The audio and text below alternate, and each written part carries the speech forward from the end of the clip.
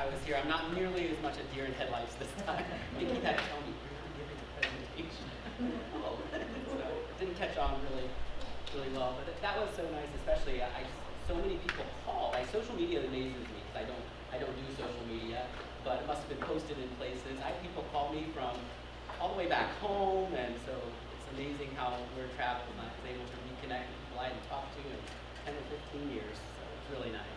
So, well, when it comes to our egg program, one nice thing about working for Hicksville Schools is it's never boring. So I think in the last 5 years of my career, I'm not sure I've taught the same thing 2 years in a row. So we keep evolving and changing, so it's a pleasure to be here and explain to you some of the evolution and some of the changes that we're going through for this upcoming school year. So if you take a look at the screen, you can see, one of the themes or one of my mindsets in creating the curriculum that we're going to be moving forward with is using passion and purpose to fuel educational opportunities. It seems like with our younger students, we provide them educational opportunities. We tell them, sit, this is what you're going to do. And I'm a firm believer that at some point that has to shift. And it has to be the student's passion and purpose that then fuels the educational opportunity. So you can also see I actually had a student create our logo for last year and this upcoming school year. And I said I purposefully wanted him to use that word empowering. Because I feel like so many of our students, we say they're entitled. And I don't believe that. We just have to shift their mindset from that maybe a little bit of entitlement to where they're empowered and really taking their future into their hands. And so hopefully we're creating curriculum that will do that. So next year, this is what it's gonna look like. So we're gonna offer and allow students to explore. This is just some of our offerings, not all of them. And I won't read every single one of them to you, but everything from welding and machining to basic engineering, all the way down to land management, gardening, and ag-related fields. So really emphasizing, especially those last 2 years of their educational career on the engineering and manufacturing side of things. And part of that is to meet the needs of our community. If you look at what fuels our economy, I actually worked on a grant and we went through and looked at what does Hicksville's economy look like. A lot of it is those small businesses and small manufacturers that are what keep the town alive. So we want to make sure that we're providing students with skills to meet the labor needs for the small community. That's what we're shooting for with those types of offerings, like the robotics and with the manufacturing. We have at least 2 small companies here in our very own town who need some skills in those areas. So we're trying to provide some offerings there. So how will students be able to explore these different offerings? And there are a number of ways they can choose to do that. Some of it is our core classes. So every student, they'll go through an ag pathway starting their 8th grade year if they choose to do that. We've simply titled that course STEAM Connects. So most of you in this room, I've been here enough times, you know what our STEAM program at Hicksville looks like. Now we're trying to connect that at the high school level. So a 9th grader can come in, and these are all elective classes, so they can choose to take these. A 9th grader can come in and take an Ag, Food, and Natural Resources class. And really what that class is, it focuses a lot on the food and natural resources side of things, but it's going to give them a sprinkling of all of these other courses. So it's kind of an introductory unit to what they could explore. So it's really providing them opportunities to, explore lots of different job fields, really. Then in 10th grade, they can take a plant and animal science course. So those are 2 brand new courses for this school year. We've never offered those, to my knowledge, we've never offered them at Hicksville, not in the years that I've taught there. So it'll be a plant and animal science course. Now I think a lot of kids look at that and go, plant and animal science, I don't want to take that. It's going to be all book work. But it's the practical side of things. So we're looking at reclaiming some property and growing some crops and working with a local farmer to actually bring in that equipment and show kids how food production actually happens. We're looking at projects like, what does sustainable living look like? How do you, you'd be amazed, how do you plant your own garden? And how do you grow your own food to supplement maybe your income even? So it's going to be a little more practical version. We have some apple trees out at the school that were Johnny Appleseed trees, and we're going to prune those up, and we're actually going to start using the apples off of those trees this year. So we're going to try to use the resources we already have on our own property to teach that class. And I think it'll be real exciting. I was out looking at the apple trees today, and we're going to get those pruned and sprayed and start taking care of them and using the apples from them in the fall. We won't use them this year, but we'll use them the following year. So it'll be a hands-on version. We'll use our school garden for that, of course, and see how we want to reuse some of those resources. 11th graders there, 11th graders will be able to take an industrial technology course. That's really where they get more in depth into the welding, into the manufacturing field, into the engineering, reading blueprints, all of those types of skill sets. I'll show you some images of those in just a few minutes. And even just as simple as tools of the trade, being able to accurately measure something. We have a lot of kids that will measure to the nearest like inch, depending on the tool that we give them. You know, we need to move that to a much more precision measurements. And so working on some skills. I think I'm going to do a sheet metal project this year because they have to be able to measure accurately to work with sheet metal. And then in 12th grade, we titled the course Applied Industrial Technology.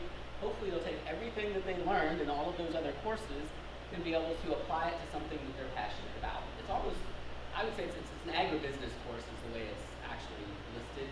And so it's taking those skills that you've learned and now being a little more entrepreneurial with them, or at least deciding where's your starting point in life going to be. And we kind of offered that course this year.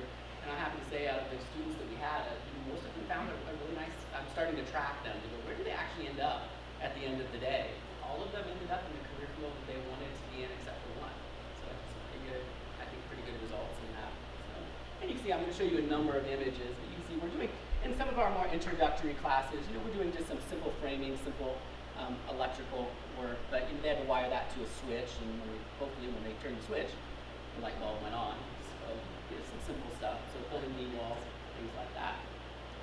So another way that they can explore it, it goes beyond the core classes that we're offering.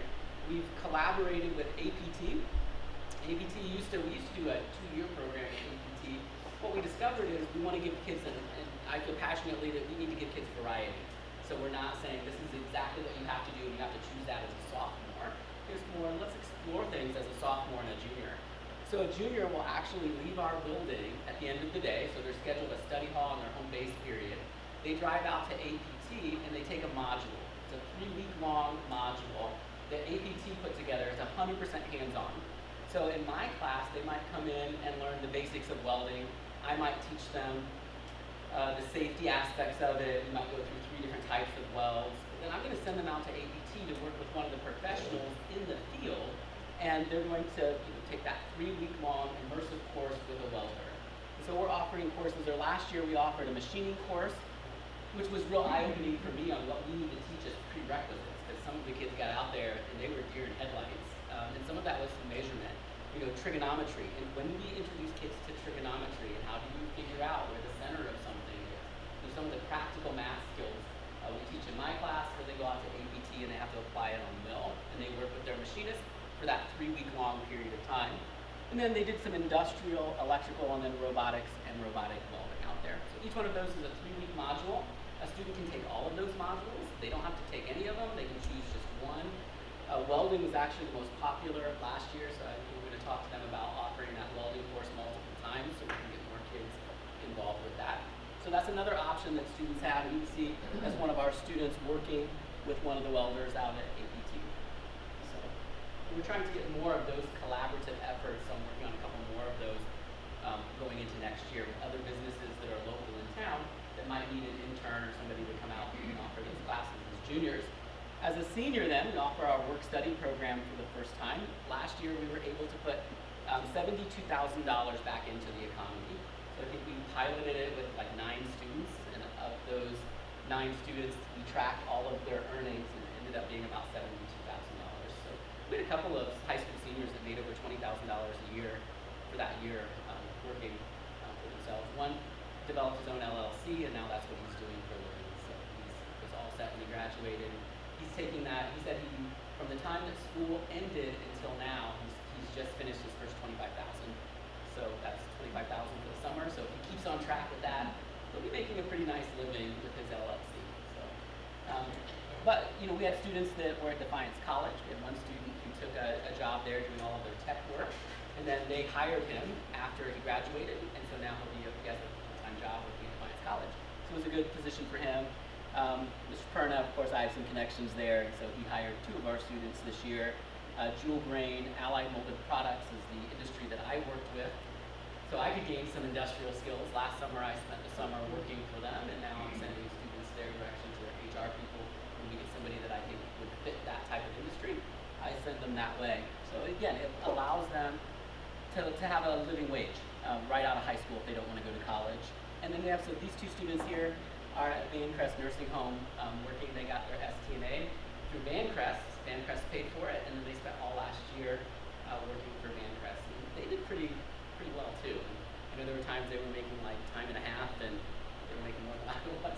They're doing holidays, they're doing well. So, and they're enjoying that type of work. Both of them want to go into the nursing field, or thought they wanted to go into the nursing field. So we wanted to give them an opportunity. If you can do the nursing home, I said, we'll be fine. We'll be able to handle this. And so I think it was really, they should be the ones here speaking because they had quite an experience doing that.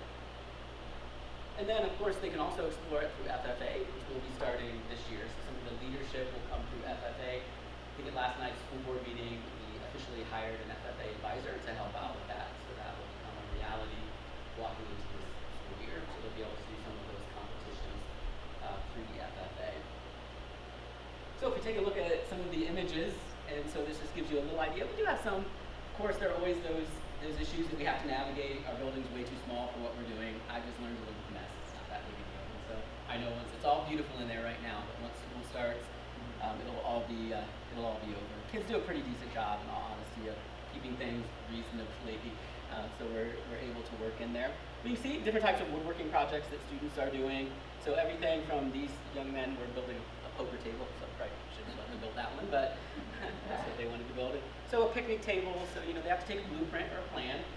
If it's something that they're creating themselves, they actually have to blueprint it themselves before I approve it. So they have to give me a material list and a blueprint that they've created, either using software or hand drawing. So we start with just an idea sketch. Once I approve their idea sketch, they actually have to blueprint it out, do all the dimensioning for that, whatever they want to build, and then they bring it to me to approve, and I supply them with materials to build it.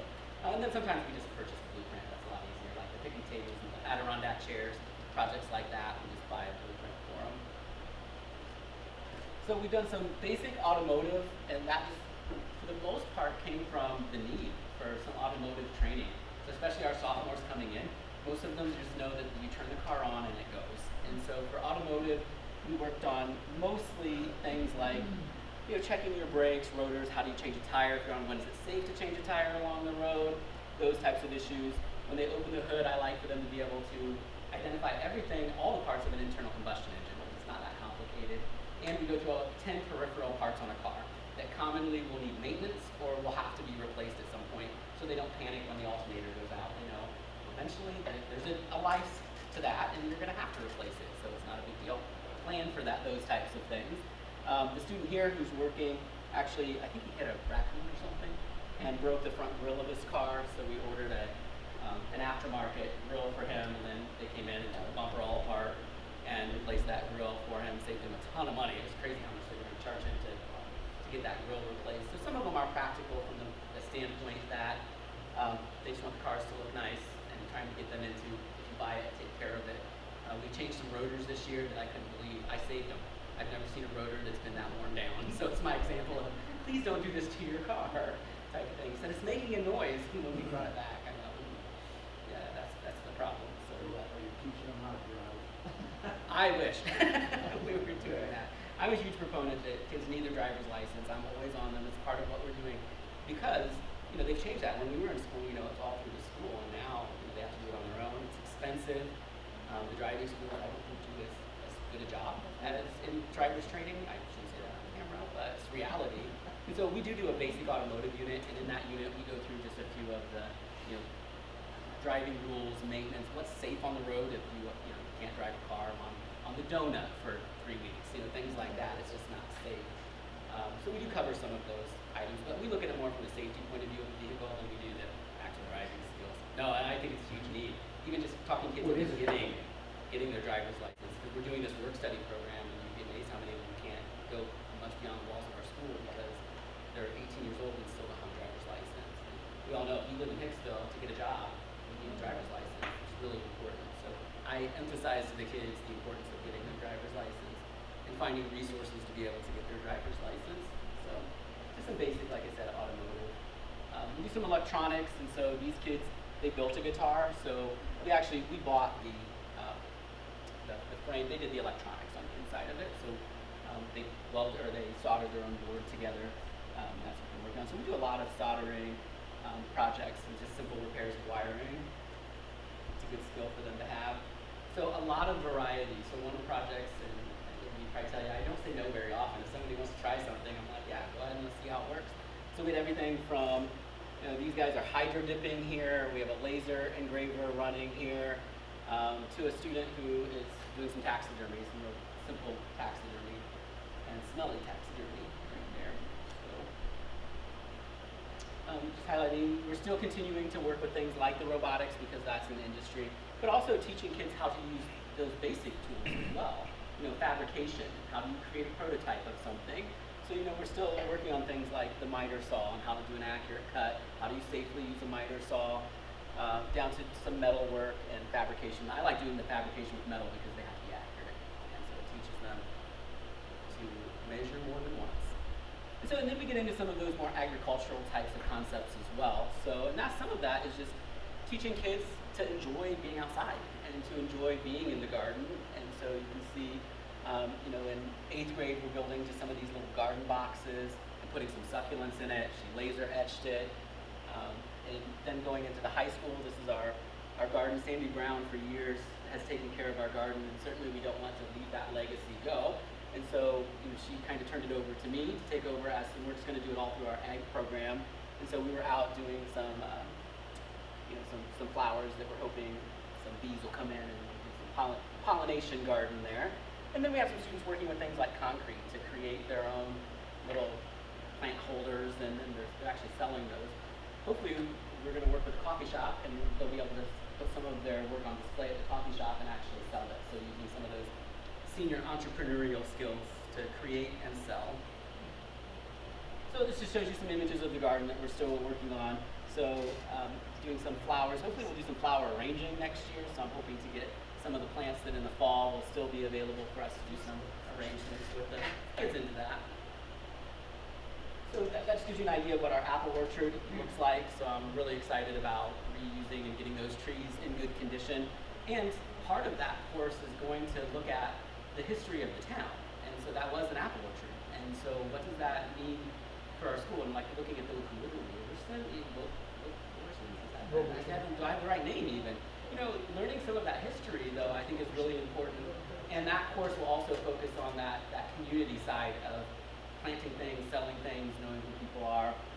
So we'll take care of those 6 apple trees next year, hopefully make some applesauce next fall. Or some apple butter, something with apples. So that is the last image I have. Do you guys have any questions for how we're evolving, how we're changing, the new course offerings that students will be able to take next year? Yeah. So the work study that you mentioned, is it only industrial type fields, or if a business has I'm an accountant, if a business would take an accounting thought? Right, no, it can be anything. It does not have to be industrial, it does not have to be agricultural. It can be anything that student's interested in, or yes, if you know anybody who might have a position. My biggest issue right now is I have athletes that want to do that program that have to be back at the school for a practice.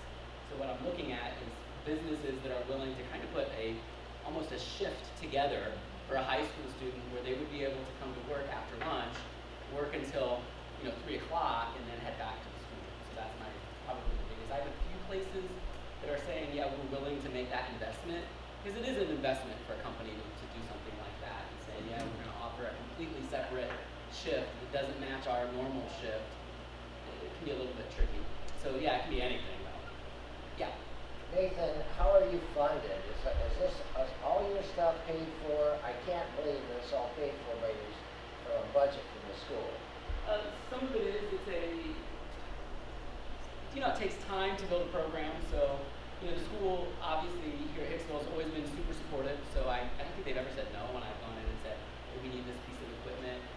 So community support is huge. When I leave here, I'm going up to Lakers, and he said I think they're switching companies for stains and paints, and he said he talked to them, and he's able to donate all of what's left on the shelf. So I'm going to go up there, and he'll donate that. He's donated tile to our tiling. So APT has been extremely generous with donations. So some of it's funded through community donation. I have some connections with JA in Fort Wayne. They've actually provided us with some of the connections. It's like a connection to a connection that they've provided us with some equipment, furniture, stuff like that. We're also, the ag programs are funded well through the state. So we get additional funding for every student who takes our ag program. It's pretty decent funding. So our biggest issue is probably, it's not so much materials as it is facilities. Where the barn is just too small that we're in right now. So there are times we'll have some of those really large projects that kids want to build and just don't have space to build them. We're lacking water out there, so we're like running hoses. And some of that I kind of like because it's like, all right, we're going to have to, you're playing the hand you're dealt here, kid. And I like that. You have to go into the building to get water. Sometimes it's really difficult though. Add some extra stress. Yeah. People want to donate to this, who can they write a check to? They can just write it to Hicksville Schools and just say that it needs to go to the ag program. So just go to Hicksville Schools ag program. But yeah, through community support, state support, and just the generosity of people, we've been able to, I think, put a pretty good program together in a really short amount of time. Yeah. I have another question. Things like our trail system, Christmas cruise through the splash pad, things that are located in our community that you could build a project for and build on every year. Is that something that would be in this program? Yeah, absolutely. So you just need to contact. So yeah, if somebody would just contact us from one of those organizations, we can help out with I know that. Fort County's been very involved with that, and I was hoping that maybe the school would become more involved in this little. Yeah, definitely. So it's just getting those contacts. That's Got it. kind of worked on that last year, and this year hopefully we'll increase our number of contacts and number of placements that a student can walk into. So yeah. I'm a farmer, so my packaging is can I go back to school? Because all I do is break stuff and mess things up. And I'm looking at all this stuff, I say, yeah, I need that, need that, need that, need that. Yeah, I just went to a training I just bring it to the bring all my stuff bring to it the in. school. I bring your tractor. I just did a big training at Case, and they were showing all the new technology coming out from like Case and in their tractors. And you know, it does become this project for me is how do we use the resources we have to provide the best programming we possibly can. Which is why I'm going to work with that local farmer that's right next to us to say, can we reclaim some of this land and do a plot that we can use for our own research, our own soil testing, our own irrigation system, and see what we can do with that. Can we use our own trees? Can we use our own garden that Sandy, thank goodness, put that in when we did our new school. We don't have to farms because nobody can drive tractors, nobody knows variable weight technology, nobody knows auto steer and GPS. Everybody wants to help at my farm, but nobody can because nobody knows how to do it. And it's hard to getting, train all. it is. We just had our first student do a CDL because I think, you want to go onto the farm. I know you don't have to have it, but certainly getting some training in those big trucks, not a bad idea. It makes you more marketable if you're going to go work for if you're going to go work for a big farm, they're going to put you in one of those great big giant machines. It's always nice to know that you've gone through some sort of post-secondary training on those machines. So I've also opened up, I have some ground and I have a student right now, his SAE, which is part of our ag program. For his SAE, which is this is a student-led project, we're getting 2 cows out on my property. So they're meat cows, so we're starting small. To be honest, I know nothing about cows, so it's going to be learning for me as well. So again, just providing him that resource. A lot of our kids don't have a farm that they can go to anymore, and so it's like, okay, how do we still teach these things? Yeah. Yeah, I agree. So we're trying to get rid of those. It's the same thing, yeah. And it's just challenging getting that CDL because we're dealing with schedules, we're dealing with university financing is really challenging. It's $6,500 now. So anybody who wants to donate to a kid's CDL can do that. So it's hard to find funding for those things. So yeah. I don't know if I understood this right. Are they gonna, are we starting this program when we start out like in the 8th or 9th grade and we'll keep adding these programs next year? Or can everybody from 8th through, or 9th through 12th get in the program this year? Right. They can get into a program this year. So, and we'll have At the students level that- you were showing. Yeah. And with scheduling when you're a small school, and Mrs. Wyman does an amazing job with scheduling. I don't know how she does it. But, you might have a student that does need to take, a course. They can't fit one of my courses in their freshman year because they need to take art credit because they're doing something else their junior and senior year. So they may want to go to skip that course and end up taking my courses their junior and senior year. Or they might, kids change their minds. They might decide, oh, that work release does look like something I want to do. We'll have kids that their reasoning for work release can be really different. Some of them want those skills. Like, I used our work release time for the CDL. We wanted that skill to be a lineman. There were 108 applicants for the job that this young man was going for, and he got the job. And I even asked him, I said, you're going to be disappointed if you don't get it, because we put a lot of effort. Because when we talked to the power company, they said, we need our people to have CDL, so they go out and drive trucks. We have to put that time and money into them. We kind of put those applications, more at the bottom. And you have that CDL coming in, your application goes to the top. So, he's a bright student anyway, but his application went to the top because of that CDL, and he got a job. So he'll be doing his time down at the Columbus School, I think at the end of this month, to get his linesman, which is a high demand job in our area. So we were able to place him into a high demand job because of that little piece of paper he got from Northwest State and those skills. So his goal with the work release was to get a starting point where it's his career. We have some kids that they want to go to college, and they're like, I just need money for college. And so we try to find them a job where they're just going to make the most money. I had a kid who spent the entire time at McDonald's. He actually was making more at McDonald's than any place else we could find. So he said, yeah, keep that job at McDonald's and bank it. And so some kids were working 2 jobs through work release and making some money. So yeah, it can be any variety of positions for them. Any other questions? If there are no further questions, I'd like to thank Nathan, I thank Susan and Matt for bringing the program. Also remind people, thank you.